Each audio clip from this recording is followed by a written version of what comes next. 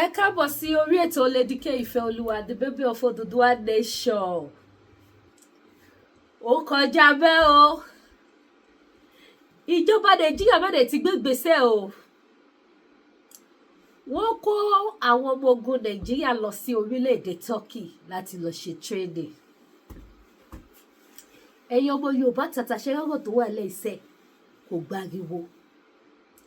Ṣé gbogbo wa la rántí wípé information bọ́ síta wípé àti Turkey ni wọ́n ti ṣe kíni ni wọ́n ti supply weapon fún àwọn Boko Haram Nàìjíríà.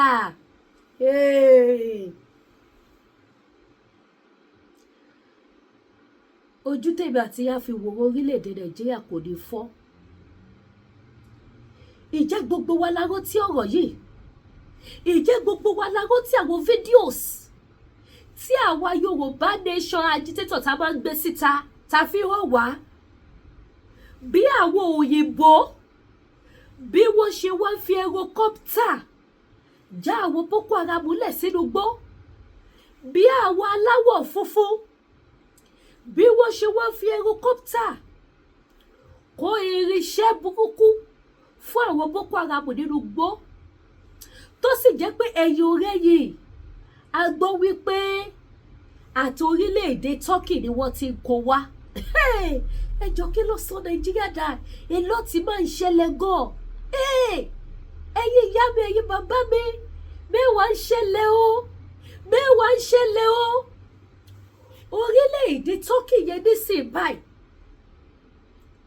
ni President Bola Ahmed Tinubu ọmọ olódòdó àtàwọn ìsọgbéwọ́ ni wọ́n wá rán àwọn ọmọ ogun Nàìjíríà lọ láti lọ kọ́ ìjà.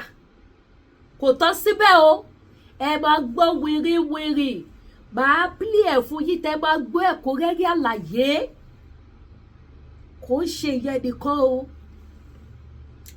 Àwọn orílẹ̀-èdè Turkey náà ni wọ́n parapọ̀ pẹ̀lú àwọn ará òkè ọya lọ láti gbé ṣàríà lọ wọlé sílùú Nàìjíríà. Ẹyẹ èèyàn, ẹ má jẹ́ kí n rojọ́ jù, ẹ jẹ́ kí èmi àti yín jọ gbọ́, ẹ jẹ́ ká jọ gbọ́ gbogbo breakdown bí gbogbo ẹ̀ ṣe lọ. Ṣé mọ̀ pé láìpẹ́ yìí òun ni wọ́n sọ wípé wọ́n gba àwọn Boko Haram 700, òun ni AIT TV ni ó gbé. Another news gbé wípé 744 repentant Boko Haram ni wọ́n gbà sínú iṣẹ́ ogun. Ẹjọ́ torí Ọlọ́run ẹ̀yin ọmọ Yorùbá tàtà, ṣé àwọn 744 Boko Haram náà ni wọ́n tún wá rọ́kọ́ lọ ṣe training ní Turkey tó ti kó iṣẹ́ fún wọn? Ibo ni Nigerian government, ibo ni wọ́n ti rí 744 Boko Haram? Ibo ni wọ́n kó wọn sí? Ìgbà wo ni wọ́n announce wípé tó ọwọ́ àwọn tẹ àwọn pípù yìí o?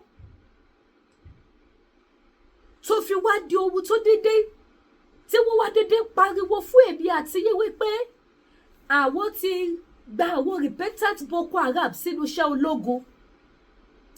Ìjẹ́ èmi àti yín mọ̀ gbà tó arrest wọn? Ìjẹ́ àmọ́ ibi tí wọ́n kó wọn sí? Ìjọ wo ni wọ́n arrest wọn? Ṣé wọ́n mú wọn díẹ̀díẹ̀ ni? Ara ohun tá máa ń sọ ní wípé ìyọmọ Yorùbá tẹ́ bá ti mú àwọn ará bí ẹ ṣe ìdájọ́ fún wọn lẹ́sẹ̀kẹsẹ̀. Ẹ yé ṣe fídíò, ẹ ṣe ìdájọ́ fún wọn lẹ́sẹ̀kẹsẹ̀, ẹ má ṣe fídíò débi tó máa sọ wípé wọ́n ti ní kó máa gbé wọn bọ̀ l'Ábùjá. Ṣé tí rí bí gbogbo ẹ̀ ṣe lọ ní Nàìjíríà sí? Wọn ò ní wọ́n gba àwọn ọmọ Yorùbá tí ìyà ń jẹ, àwọn ọkùnrin tó kátó, àwọn ọkùnrin tó sígbọnlẹ̀, wọn ò ní wọ́n gbà wọ́n sínú iṣẹ́ ológun nílùú Nàìjíríà o. Ṣùgbọ́n àwọn Boko Haram máa fi ẹ̀mí ṣòfò tí wọ́n pa àwọn ènìyàn, tí awuyewuye jáde, tí a dẹ̀ rí àwọn fídíò lọ́tún lọ́sì wípé láti orílẹ̀-èdè Turkey ni wọ́n ti kó irinṣẹ́ wá fún wọn. Àwọn yẹn ni wọ́n gbà sínú iṣẹ́ ológun. Àwọn náà ni wọ́n tún wá ní wọ́n rán wọn lọ sórílẹ̀-èdè Turkey kí wọ́n lè lọ ṣe training. Ẹ jọ̀ọ́, ta ló ń tàn? Ta ni wọ́n tọ̀ ní Nàìjíríà ẹ̀yin bàbá mi ta ni wọ́n tọ̀ kí ló ń ṣẹlẹ̀? Ṣé èmi àti yín ti rí bí géèmù yẹn ṣe lọ? Ṣé èmi àti yín ti rí ìdí tó fi jẹ́ wípé a gbọ́dọ̀ ṣìtakú pé sẹ́ẹ̀ a ṣe mọ́? Ṣé èmi àti yín ti rí sìn wípé wọ́n fi ẹ̀mí wọn ta káìtì ní orílẹ̀-èdè location 9? Ẹ jẹ́ kí n play fídíò kájọ gbọ́ ẹ̀kúnrẹ́rẹ́. Bẹ́ẹ̀ bá wá ṣe gbọ́ ẹ̀yin bàbá mi ẹ máa bá mi share. Ìwà máa ṣe kíni? Kò ń ṣèyẹn nìkan lẹ máa gbọ́ o. Ọ̀rọ̀ púpọ̀ àṣírí pọ̀ tẹ́ máa gbọ́ nínú fídíò tí mo fẹ́ play fún wa. Gbogbo bó ṣe lọ lọ́tún lọ́sì tí èmi àti yóò mọ̀. Gbogbo ẹ̀ lẹ máa gbọ́ nínú fídíò tí mo fẹ́ play fún wa yìí. Pẹ̀lú àwọn evidence ẹ̀rí tó dájú. Ẹ bá mi pín wọ̀n gbogbo ayé. Ẹ bá mi jẹ́ kó lọ bìsàbìsà. Káwọn èèyàn tún gbọ́ eléyìí. Kó ní kálukú lè mọ ní odó tó máa dọ̀rú lásì. Ṣẹ́rẹ́ eléyìí tí mo wọ̀ yìí. Mo fi ilé ìpolówó yìí o. Ẹ ti ráṣọ ti tèmi sálẹ̀. Ẹ wo aṣọ yìí. Ó ní ṣòkòtò ẹ̀ lélẹ̀. Ẹ má bínú. Òun ni ṣòkòtò ẹ̀ lélẹ̀ yìí. Ṣé wá ráṣọ tẹ́ ẹ̀ wo ìmọ̀ ní size by size. Ẹ ti rí pé size ti tèmi lélẹ̀ báyìí. Button down ni o. Ó dẹ̀ ní àpò. Òun ni. Ṣé ti rí aṣọ òkè ni?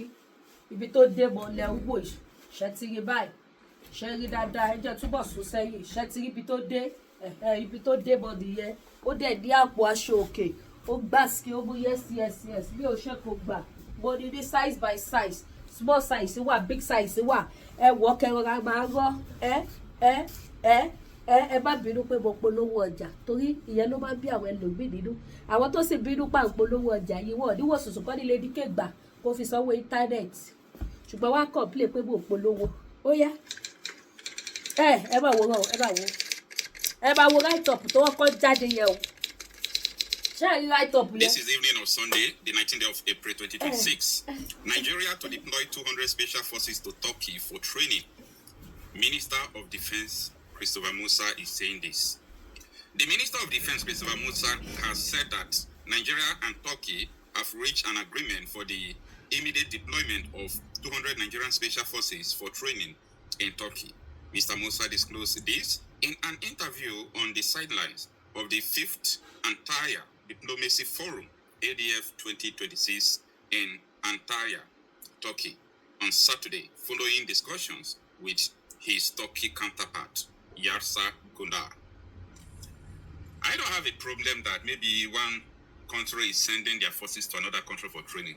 It is what most of the third world countries used to do if they don't have, special people that train their forces. But I have a problem because Christopher Musa will not say, or I know this is not just all about Christopher Musa, it's all about Tinubu's administration. I understand that after Shegumi raised the alarm that Nigeria should partner with Turkey or Pakistan instead of US, Bola Ahmed Tinubu went to Turkey. So the president went to Turkey and signed so many agreements. So what I'm trying to say is this. There is something that they did not investigate, and up to today, the administration in Turkey have not changed. An advisor, national security advisor to Erdogan, the president of Turkey, his name is Mustafa. So his call was released by the Egyptian authority to say Egyptian television. They track his call, they hijack his call because that call is a security threat to so many nations, including Nigeria. He was talking with Turkish Airlines when they were transporting weapons to Boko Haram. Transporting weapons to Boko Haram and giving Boko Haram specific instruction that it is a sin if they use the weapon to kill Muslims. In other words, they are giving clear indication whom to use the weapon to kill. This is something that Nigeria did not probe. They did not invite Turkish, Egyptian authorities, call the attention to it. They did not do any investigation. They quench it. The issue of Iran deploying weapons to Nigeria, it was intercepted in Lagos port. The report has it that 2 containers have entered Nigeria, but they intercepted the third one. And yes, during that period of time, the federal government of Nigeria took some steps because it was Goodluck Ebele Jonathan. Goodluck took some steps. The administration sued one of the Iran Revolutionary Guard Corps. What I'm telling you right now, you can go and do some verification after listening to this video. You know why I'm saying this?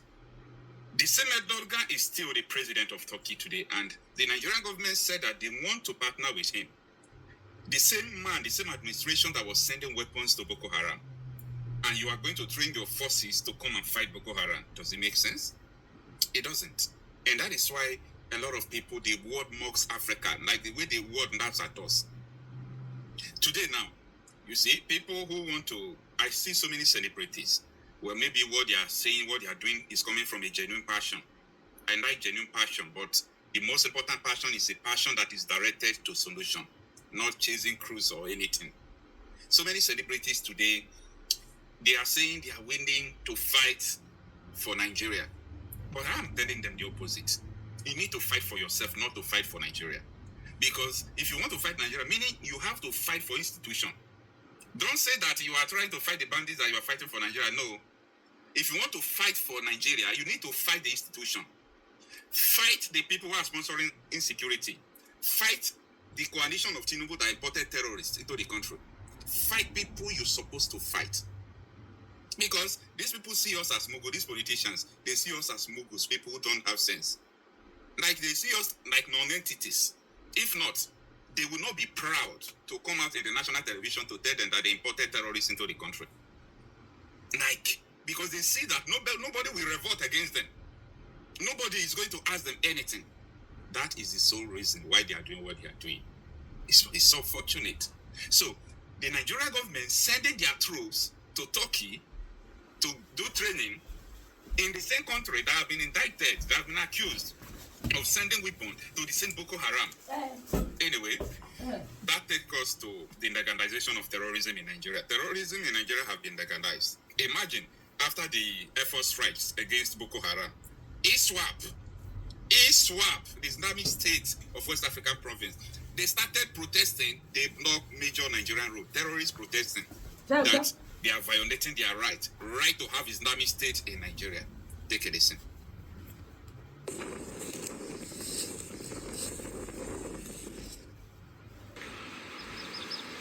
家是造就您的地方，在家的时候，您的心跳更加有力，您对家庭的支持意义重大。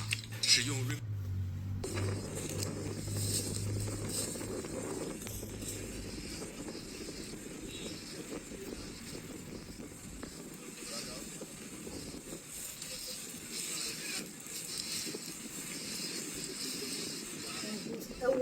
This video you just watched right now, ISWAP, the group, they were protesting that their right to have the Islamic State of Nigeria is being challenged.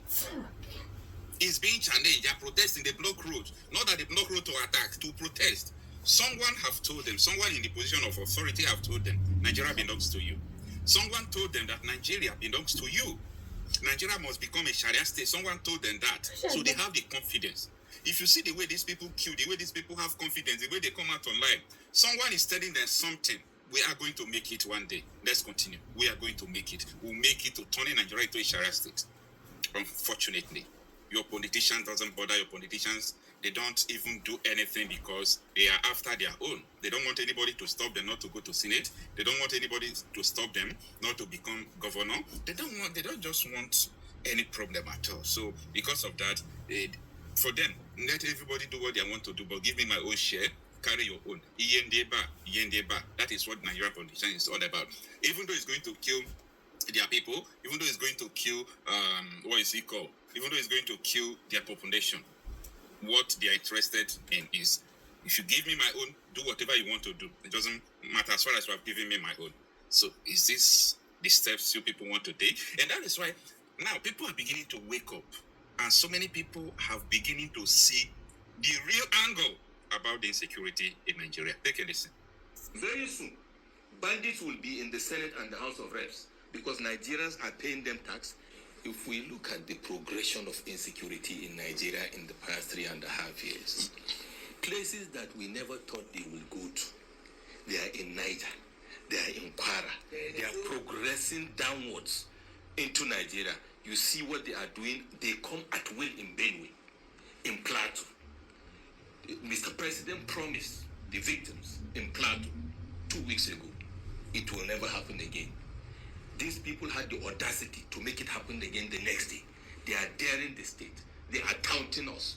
When they kill our soldiers, they wear the uniform of our military and armed forces and go to what is called a mediation, arrangement with government, bodies to say they are mediating with this. In Kasana, this bandit wore the uniform of this assistant commissioner that died on duty in action, and he wore his uniform and came with his gun to the mediation and went home without consequences. So you are now situating it with the situation of the state. Of course they are doing it. They are on social media. We know their handles. They don't even care to cover their faces. They send notices and they come on the day of the notice and they execute. Now they are overrunning brigades. Not brigades in urban areas. Brigade in the theater of war. And they overrun the brigade. They kill our generals like every other day. Our colonels, we are missing the best of our assets because, first of all, we don't have the decisiveness to ensure that we do the needful in terms of the resource allocation. I agree. You see, you can allocate whatever money you want to allocate. But where are the outcomes? What are we doing about it? And if people fail in their responsibilities, we don't see heads rolling.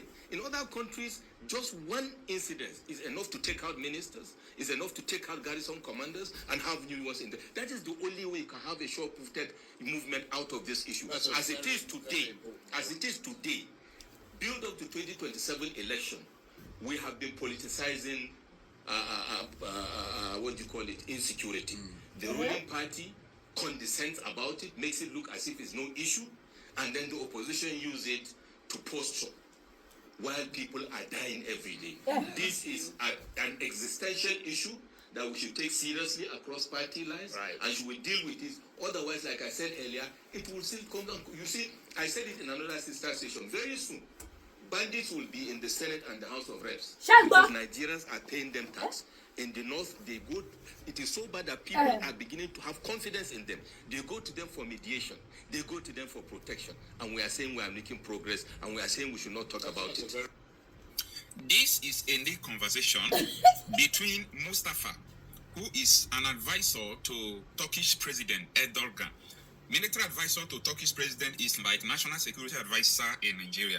So this is a core conversation that need between him and the executive of the Turkish airline when the Turkish government were transporting weapons to Boko Haram in Nigeria.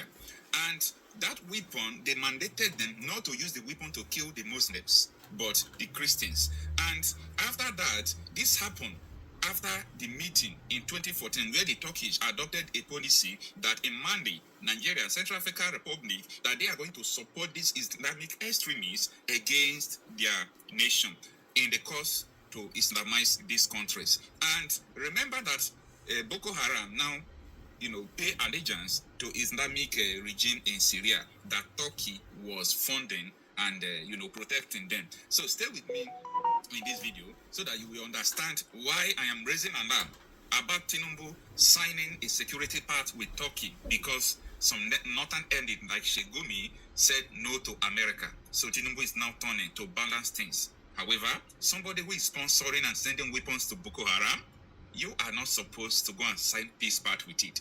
This is Islamization. Don't forget that Turkey was a Christian nation, and before you know, they turned it into an Islamic state. Ask this question: Shegumi went there before Tinubu went there. I want you to understand that there is something that is going on. Anyway, this is not a news. This is a lecture. Stay with me in this video.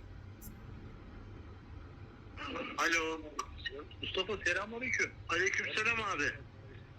Mustafa sana bir konu arz etmiştim ama hatırlıyor musun? Şu bizim taşıma hususuyla ilgili. Ya onun Hakan Bey'le bir araya gelemedik de ondan dönemiyorum ya sana. Mustafa yani çok acil. Onlarca malzeme taşıyoruz. Nijerya'ya gidiyor şu anda, tamam mı? Müslümanları mı öldürecek, Hristiyanları mı öldürecek? Anladım abi. Cebay altındayız, haberin olsun. Tamam, 1-2 güne sana haber veriyorum. 1-2 güne. Allah'a emanet ol. Ya bize bir kontak numarası versin, onunla istişare etsinler yani, tamam mı? Tamam. Hadi sağ ol. They say the future depends on what you choose to do today. The Hanwha Canadian patrol submarine can be delivered first, creating new jobs, new partnerships, and enduring economic benefits.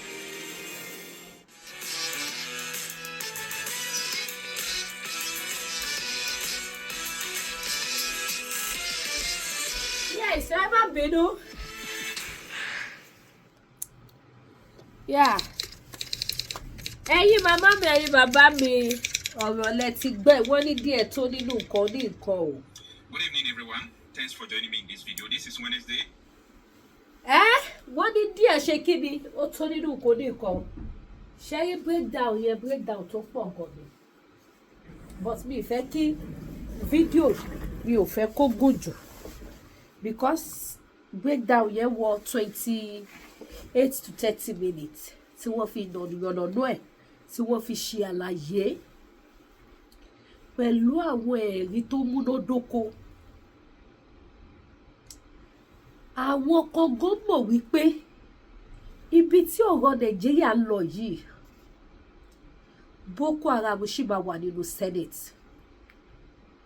Boko Haram máa wà nínú àwọn tó wà ní House of Rep. Níbi tí ọ̀rọ̀ Nàìjíríà lọ kì í ṣàṣẹ mi ni mo sọ. Kò dé ṣe ọmọkùnrin tó wà nínú fídíò yìí tó ń ṣe analysis kì í ṣe òun ló sọ. Conversation tó jáde láàárín àwọn tí wọ́n pera wọn ní olórí tí àwọn náà wò pé ibi tí gbogbo ẹ̀ ń lọ yìí kí ni máa padà yíwọ́ látara wípé kì í ṣe gbogbo àwọn tó wà ní ipò olórí gan nínú Nàìjíríà nínú wọn dùn sí bí gbogbo ẹ̀ ṣe lọ. Kì í ṣe gbogbo àwọn tá pè lólórí wánú Nàìjíríà ni wọ́n ya ọmọ àlè ẹranko. Àwọn kan wà tó jẹ́ wípé left right ni wọ́n fi tákù ohun tó ń ṣẹlẹ̀ yìí wípé kò gbọdọ̀ máa bá báyìí lọ. Ìbẹ̀dẹ̀ làwọn kan ti jókòó tí wọ́n cross leg tí wọ́n túbọ̀ ṣe kíni tí wọ́n fi ọ̀rọ̀ ẹnu túbọ̀ máa sponsor àwọn agbésùmọ̀mí nínú Nàìjíríà. Ṣé èmi àti yín ti wá rí báyìí wípé mẹ́wàá ń ṣẹlẹ̀ àfi kí a tètè mọ ọmọ ẹni tá à ń ṣe ká mọ bí tá à ń lọ nítorí èdè kan nítorí ọ̀la ni. Mo máa ń pe èdè kan ní gbogbo ìgbà wípé gbogbo àwọn tẹ́ ẹ wò yìí àwọn tí wọ́n dá iná ogun sínú Nàìjíríà ìgídá ẹyẹ fò ni wọn tó bá délẹ̀ tán gbogbo wọn máa lọ.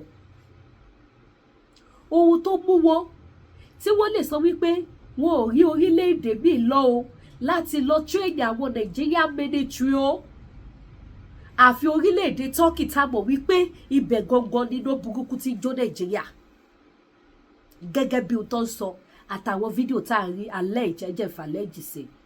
Nítorí nísìn ìwọ tó bá ti lè rí wípé òun tú àṣírí òun sọ òtítọ́ báyìí gbogbo ọ̀rọ̀ ló máa wá láti pa ẹ́ lẹ́nu mọ́ kó má bàa sọ̀rọ̀. Gbogbo ọ̀nà báyìí ló máa wá láti pa ẹ́ lẹ́nu mọ́ kó má bàa sọ̀rọ̀ nítorí wọ́n mọ̀ wípé tí iye everybody bá ṣí everybody máa sọ̀rọ̀ sókè wípé àwọn ò ṣe mọ́ kò sọ̀rọ̀ mọ́ àfi kó ní kálukú dá dúró. Inú ìbànújẹ́ àti iṣẹ́ ibi tó dẹ̀ ń ṣe òun làwọn tí ń jẹ lọ́tí mu pẹ̀lú àwọn ìwọ̀ wọn àtàwọn ẹbí wọn. Ìdí nìyí tí wọn ò ṣe fi ọjọ́ kan báyìí wá kí Nàìjíríà kó pé. Ẹ wo bí gbogbo ẹ ṣe ń ṣẹlẹ̀ ṣe bẹ́ẹ̀ gbọ́ lẹ́nu àwọn tó láwọn jẹ́ olórí Nàìjíríà gan wọ́n ní ìpànìyàn yìí ti pọ̀ jù. Àwọn òkú àdèmọ̀ sọ wípé kò sí ìkankan. Òun mo fi sọ wípé kì í ṣe gbogbo àwọn tó wà lókè gan nínú wọn dùn sí ohun tó ń ṣẹlẹ̀ nínú Nàìjíríà. Òun ló fa gbogbo conversation tẹ́rí gbogbo mítìnì tẹ́rí tí wọ́n ṣe wípé ṣé báwọn ṣe máa wò rí kó máa pa àwọn èèyàn ní ojoojúmọ́ káwọn tó dé wọ ìpáwà kó máa rí nǹkan ṣe sí wípé kí wọ́n máa sponsor àwọn Boko Haram lọ láti kó àwọn Nigeria force lọ sí ìlú yẹn lọ sí Turkey láti lọ train wọn. Àwọn wo lèmi àti yíbọ̀ tí wọ́n kó lọ bóyá àwọn tó lọ rí bẹ́ẹ̀tì Boko Haram yìí ni wọ́n kó lọ ṣèbí àti yíbọ̀ ni. Ariwo ẹ̀ mélòó lẹ gbọ́ níta?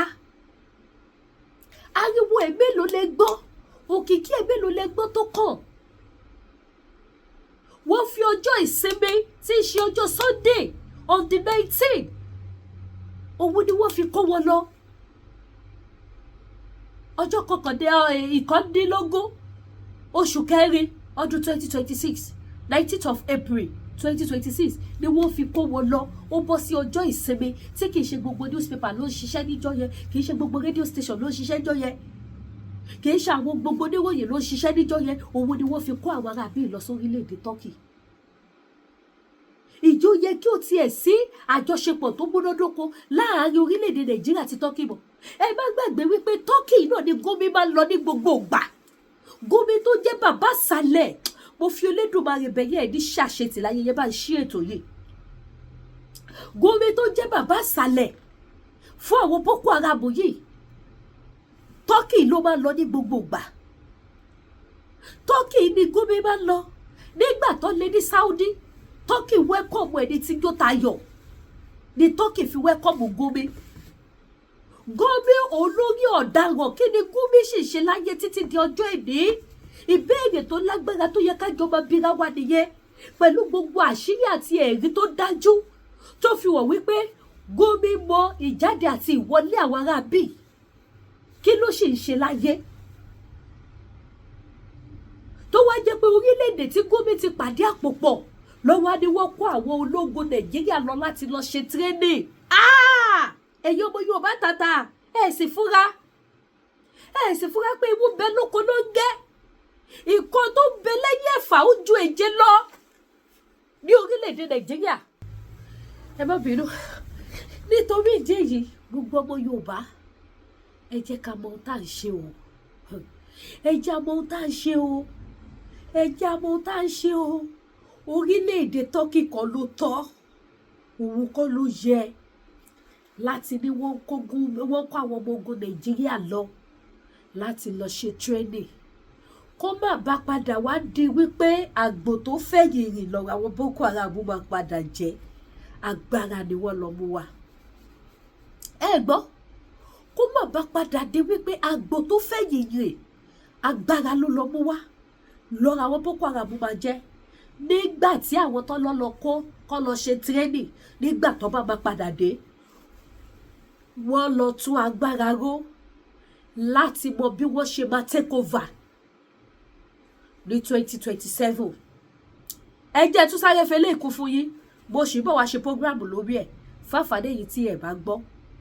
Àwọn òkè lọ́hùn, àwọn olórí wọn ti dúró nísìn wípé kò sí bí Tinubu ṣe fẹ́ ṣe, àwọn máa gba ìjọba yẹn kúrò lọ́wọ́ ẹ̀ ní 2027. Bàbá Tinubu náà ti wá jókòó ní ìjókòó wípé wèrè la máa fi wo wèrè. Ẹyẹ yóò géèmù tó máa ṣe kíni tó máa lágbára ni. Géèmù tó máa lágbára ni. Wọ́n dúró nísìn wípé 2027 àwọn ò ní gbà kí Tinubu lọ. Látara wípé àwọn náà ti ro 2+2 pọ̀. Wípé táwọn bá ẹ má jẹ́ sọ̀rọ̀ débẹ̀, ẹ má jẹ́ ṣíṣọ lójú eégún. Ẹ má jẹ́ ìṣìtọ́. Ẹ má jẹ́ ìṣìtọ́. Àdéhìí jù bẹ́ẹ̀ lọ lórí ètò títẹ̀lé. Lady K, Ìfẹ́ Olúwa, the baby of Oduduwa nation. I stand gidigba. Baby of Oduduwa nation, not baby of Nigeria. Ẹ̀yin màmá mi, ẹ̀yin bàbá mi, ẹ wá ra ohun tí mò ń ta, ojú òní tì yín, ayé òní yọ̀ yín. Ẹ patronize baby yín. Ẹ patronize Àyọ̀ká. Irú aṣọ wo lẹ fẹ́ tẹ́ ẹ̀rí bíbà? Kò sí, òun ni. Àdìrẹ wà, léèsì wà, gbogbo ẹ̀ wà. Yàtọ̀ sáwọn aṣọ tẹ́ ẹ wò bíbà, aṣọ tún kù nínú aṣọ kù bẹ̀. Ẹ wá patronize mi. Ẹ wá bá mi ra ohun tí mo ta, ojú òní tì yín. Gbogbo lówó ní Lady K African Store. Tí ẹ bá fẹ́ ra ẹsẹ̀ ògúfe, ó wà ní Lady K African Store. Tí ẹ bá fẹ́ ra àwọn tí inú ògúfe, àwọn assorted àti ti ògúfe àti ti màálù, ó wà ní Lady K African Store. Àwọn ògúfe aláwọ̀ palaba báyìí lórí, àwọn ògúfe gidi ni o, kì í ṣe ògúfe gbẹ̀gbẹ̀. Ó wà ní Lady K African Store. Bákan náà lẹ́ran màálù, turkey, ẹja, àwọn ẹja lọ́lọ́kọ̀ òjọ̀kan, ẹja tútù, ó wà ní Lady K African Store. And the store tato freezer náà sí, tàyàfíàìsì gbogbo àwọn ẹja yẹn. So èyí tẹ́ bá nídìí àwọn yẹn náà, ó wà pọ̀mọ́ Jẹ̀bú tó ti soak, ó wà ní Lady K African Store. Bákan náà sì ni gbogbo èyí tẹ́ bá fẹ́ ra àwọn provisions lọ́lọ́kọ̀ òjọ̀kan, ó wà ní Lady K African Store. Tẹ́ bá fẹ́ ra àwọn body cream, àwọn nǹkan tẹ́ lè fi ṣerun, àwọn wig lọ́lọ́kọ̀ òjọ̀kan. Èyí tẹ́ bá wo àwọn program tí mo ṣe before ilé, ẹ rí pé mo display àwọn wig níbẹ̀. Aṣọ tí mo wọ̀ lélẹ̀ fáfàdé èyí tẹ́ bá fẹ́ wò. program tí mo ṣe before ilé mo display àwọn wig dáadáa níbẹ̀ mi ò dẹ̀ display the wig tó but mo display àwọn fine wig àwọn wig tó mú yes ẹ lọ wò ó kó má dàbí ẹnu ó wà bẹ́ẹ̀ bákan náà èyí tẹ́ bá fẹ́ ra Agumu power ajẹ́ bí idán mo ti dàgbà mi ò lè tó dóbò mọ́ ẹ má sọ bẹ́ẹ̀ mọ́ dádì ti dàgbà ẹ fẹ́ torí ẹ̀ lọ́wọ́ àyọ̀ǹgẹ̀ àṣírí yìí máa bọ̀ lọ́dọ̀ dádì kò lè bọ̀ lọ́dọ̀ àwọn sugar boy o wọ́n máa gbé rígí tó yín síta o àbí kọ́ máa fi tírẹ́tì gbowó lọ́wọ́ yín kírú ẹ̀ má bá ṣẹlẹ̀ ẹ wá ra Agumu mo fi ọwọ́ ìsọ̀yà fún yín ni dádì tẹ́ rò pé wọ́n lè gboyín dáadáa mọ́ wọ́n á gboyín àyà yín á já inú yín á dùn ọkàn yín á balẹ̀ wọ́n á gboyín kọjá bẹ́ẹ̀ ṣe lérò ẹ mọ̀ wípé Jésù lọ́ba bẹ́ẹ̀ ni mo sọ fún yín tí dádì bá gba yín mú ara yín á balẹ̀ ẹ mọ̀ wípé yẹ́ ìsọkùnrin làdá ẹ mọ̀ pé ó jura wọn lọ ti jákàdé kan nígbà ẹ má jẹ sọ̀rọ̀ jù kó má sábẹ́ àsọ̀tọ̀ àwọn tó lò mo mọ̀ pé wọ́n máa wò mí wọ́n mọ̀ pé yes confam ni Lady K sọ àwọn tó mọ bó ṣe lọ àwọn kọ́sítọ́mà kan wọ́n rí iye bánàtà ọwọ́ àwọn ṣọ́ọ̀bù mi wá ọwọ́ arajà ọwọ́ ara Agumu bàbá wa wájọ ṣẹ̀fẹ̀ wọ́n ní madam are you sure this thing will work mo á sọ fún ọmọ ojú tẹ̀bà ti jọba fún mi feedback ṣẹ́gun àti kọ́sítọ́mà yẹn máa padà wá kó mọ̀ pé mo ti bá kojú òun mo bá kí daddy welcome sir mọ̀ pé mi like ẹ̀fẹ̀ gan èyí tẹ́ bá wá stop yẹn ti mọ̀ pé yes ẹ̀rí náà dé ẹ̀rí ni máa fi welcome àwọn kọ́sítọ́mà mi that is why tẹ́ bá lọ sórí Google ẹ rí pé mi ni mo ní best rate tó dáa jù no be for mouth ní amity African store lamity ẹ lọ wo Lady K ló ní rate tó dáa jù so ẹ̀yin tẹ́ bá patronize mẹ́yìn mọ́mí mẹ́yìn dáàdì mẹ́ patronize ẹ lọ fún mi ní rate tó dáa o because ẹ̀yin náà mọ̀ bí mo ṣe fẹ́ rí service yìí tí bá ti polówó tí mo ṣe program bẹ́ẹ̀ náà ni mo fi welcome àwọn customers sínú store ẹ̀ẹ́bùn ni ara àkọ́tọ́ lọ́ọ́ fi fún mi náà nìyẹn tí inú mi fi máa ń dùn so mo wá kí dáàdì yẹn mo ní dáàdì how far about the apps that you ra lọ́wọ́ mi o bàbá ní I forgot to tell you it's very good though but really is it good or you really enjoy it bàbá bẹ̀rẹ̀ sí tawaini èmi ọmọ ikọ̀ bàbá yóò wọ́n pé sọ̀rọ̀sọ̀rọ̀ níbí bàbá bẹ̀rẹ̀ sí fọ̀rọ̀ ẹ̀ ń ta bàbá yìí wàhálà bàbá ń jábọ̀ fún mi wọ́n ní I would like to when I use it the grammar the dictionary bá bẹ̀rẹ̀ wọ́n ní I don't know that we have something like that in Africa this one is even better than using drugs. But yes, it's good. I told you, you will enjoy it. Only fact, I told some of my friends, they will call you. They will come to your store to get it. So, ẹ̀yin tẹ́ wá get it me. Nígbà táwọn ará àta tí wọ́n mọ̀ mí. Wípé lẹ́jọ́ wẹ́wẹ́ dẹ́mẹ́. Tó bá jàǹfààní kí wá ló dé ẹ̀yin tẹ́ get me. Ẹ̀yin tó jẹ́ pé ẹ̀yin lẹ wà lẹ́yìn mi tí mo fi ṣakọ. Ẹ wá ra títí yín náà. Ẹ má dọ́là ara yín. Ẹ̀yin bàbá 80-70. Ẹ trust. Ẹ máa ṣiṣẹ́ bí ọmọ kékeré ni. Be a younger boy trust me confirm so bó ṣe jẹ́ nìyẹn ogun diabetes náà jẹ́ bí idán àwọn èèyàn rà wọ́n tún rà fáwọn èèyàn ẹ̀yẹ lóbólógún bá ṣe ní kẹlù ẹ máa rí iṣẹ́ bẹ́ẹ̀ ni diabetes tó ti pẹ́ ságọ́ ara yíyẹ kì í ṣe jọ́kan ló dé bọ́dì yìí kì í ṣe jọ́kan ló máa lọ mo dẹ̀ aṣọ ọ̀yẹ́ yìí tó bá ti pẹ́ ní bọ́dì yìí ẹ ra 2-pack tẹ bá ra 2-pack kẹ tó lò tó nínú èpè nínú àdúrà ẹ máa fi kọ́ ránṣẹ́ sí Lady K yes nínú èpè nínú àdúrà ẹ fi kọ́ ránṣẹ́ ó ṣùọ̀ fún mi ni ẹ máa ríṣẹ́ mi bó ṣe jẹ́ nìyẹn náà ẹ wá ra jewelries ẹ wá ra gbogbo tí mo ta gbogbo lọ́wọ́ African store Lady K gbogbo lọ́wọ́ ní ẹ wá ra gbogbo tí mo ta kí lẹ fẹ́ rà tẹ́ẹ̀rì ẹ nídòbí olójú mẹ́rin àbólójú mẹ́ta àbólójú mẹ́fà ó wà ní Lady K African store ẹ ní dàtàrí àtàjọsì orógbó orógbó tó fresh dáadáa tí ò gbẹ o ó wà ní Lady K African store tó bá ti dọ́dọ̀ yìí ẹ wá nǹkan kan ẹ fi ráàpù ẹ fi sínú fridge ó máa fresh síbẹ̀ ni kò ní tètè gbẹ ẹ jẹ́ pẹ́ so bóyá ṣe jáde yẹn kí lẹ tún fẹ́ ọṣẹ ìwẹ̀ ọṣẹ ìfọṣọ gbogbo lówó Lady K African store kò sí tẹ wá débi báyìí tẹ́ẹ̀dì rí so bó ṣe jẹ́ nìyẹn bí òní wáyé tì gbogbo ojú tó wo program etí tó gbọ́ mi ẹ ní báráyé fọwọ́ tì ẹ ní ṣìṣe láyé yẹ bá mi ṣí ẹ̀ṣọ́ yẹ bá mi pé wọ́n gbòòrò ayé ẹ jẹ́ káwọn èèyàn mọ̀ pé yes mo tún ti ṣe kiri mo tún ti gbé mi wá bá ṣe máa ṣe é sí nìyẹn a máa lọ grab ẹ̀ mọ́ra wọn lọ́tún lọ́sì so that kò ní jẹ́ wípé wọ́n máa sọ wípé ẹjọ́ tó ti rò látijọ́ ìgbà tẹ́ bá tún gbọ́ àwọn míì láti ọ̀dọ̀ àwọn ẹlòmíì ẹ fi máa mọ̀ wípé yes kò ṣe dúró wò òun lọ̀rọ̀ tó wà lẹ̀ ẹ ṣé gan mo dúpẹ́ ẹ má gbàgbé láti like ẹ comment kẹ́dẹ̀ bá mi share kẹ́dẹ̀ subscribe sí YouTube channel mi ojú òní tì yìí ẹ ṣé gan ó dàbọ̀.